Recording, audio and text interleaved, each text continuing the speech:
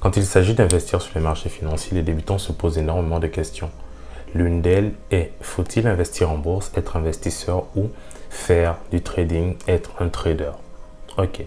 Si les deux activités se réalisent directement sur les marchés financiers et en soi, dans l'esprit, consiste à réaliser la même action, c'est-à-dire acheter des actifs financiers, les revendre et générer du profit. Cependant, si on essaie d'aller un peu plus loin, chacune de ces deux pratiques ont des spécificités qui leur sont propres. Dans les vidéos précédentes, je t'ai fait une présentation de qu'est-ce que la bourse, comprendre le fonctionnement de la bourse. Ensuite, je t'ai fait une autre vidéo sur qu'est-ce que le trading. Je t'invite à la regarder, je te placerai les liens quelque part par là. Tu verras par toi-même. Afin de faire la différence entre ces deux de façon un peu plus concrète, un peu plus concise, une sorte de résumé, je t'invite donc à faire la comparaison sur trois critères, sur trois aspects bien précis de ces investissements. Dans un premier temps, nous parlerons de la possession. Tu comprendras un peu plus tard ce que j'entends par là.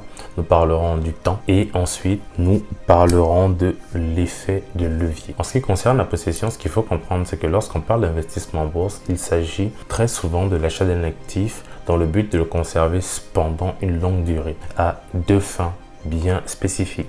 La première étant de percevoir des dividendes, c'est-à-dire un reversement de bénéfices réalisés par l'entreprise, et la seconde étant de réaliser une plus-value sur l'argent investi, c'est-à-dire avec la croissance de l'entreprise, l'action prend naturellement en valeur. À l'inverse, en ce qui concerne l'activité de trading, à proprement dit, le trader n'est pas possesseur de l'actif qu'il trade, sur laquelle il investit, avec laquelle il interagit. Et donc du coup, ce qu'il faut que tu comprennes, c'est que le trading n'a pas vocation à posséder quoi que ce soit. Tu as juste pour rôle d'acheter, de revendre ou de vendre, de racheter par la suite. Et on aura le temps de voir un peu les différents types de positions, les différents types d'ordres que tu as la possibilité de passer ensuite.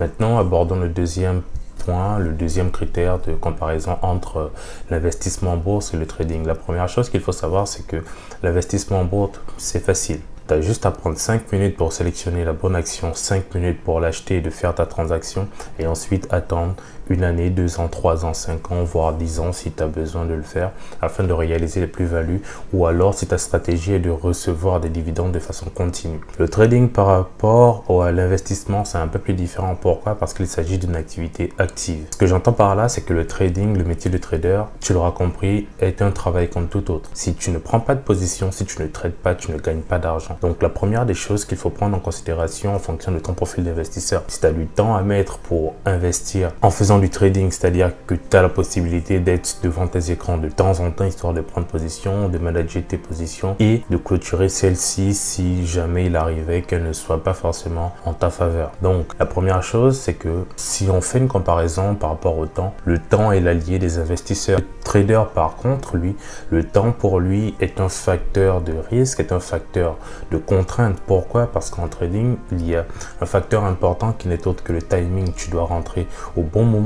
Il ne sert à rien que tu prennes position lorsque la tendance est déjà lancée et qu'au final tu te retrouves dans une tendance inverse à celle sur laquelle tu es, et au final pour te retrouver perdant. Ensuite, passons maintenant au troisième critère qui n'est autre que l'effet de levier. Avant d'aller plus loin, tu peux te poser la question de savoir qu'est-ce que l'effet de levier. L'effet de levier, c'est la capacité d'endettement d'un particulier, d'un hedge fund, d'une banque, etc. pour investir plus qu'il ne possède réellement. Qu'est-ce que j'entends par là? Supposons que tu veuilles investir 100 euros, mais que en termes, en fonds propres, tu n'es que 10 euros. Tu as la possibilité par certains moyens, en utilisant l'effet de levier, d'investir 100 euros. Qu'est-ce que cela implique? Cela implique que lorsque tu seras dans une position qui sera lucrative, une position gagnante, tu gagneras pour un investissement de 100 euros. À l'inverse, il s'agit d'un couteau à double tranchant, ce qui veut donc dire que s'il arrive que tu te trompes dans ton hypothèse sur la prédiction que tu fais sur l'évolution du cours futur de l'action, du taux d'exchange ou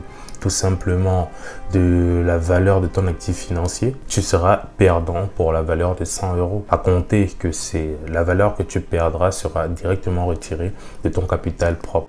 Pendant ce dernier critère, l'investisseur aura tendance à investir son propre capital, tandis que le trader aura très souvent, mais vraiment très souvent, recours à l'effet de levier. En gros, pour résumer, ce qu'il faut donc que tu comprennes, c'est que la bourse, investir en bourse en tant qu'investisseur, c'est parier sur la croissance d'une entreprise, parier sur la performance long terme d'une entreprise, tandis que le trading est plutôt voué à de la spéculation. Qu'est-ce que j'entends par là? Il s'agit juste de prédire ou d'anticiper en griffe. Quel sera le cours futur de l'action? Est-ce que l'action connaîtra une hausse? Est-ce que l'action connaîtra une baisse? Ainsi de suite. Je te dis à très bientôt. N'hésite pas à me poser tes questions dans la barre de commentaires.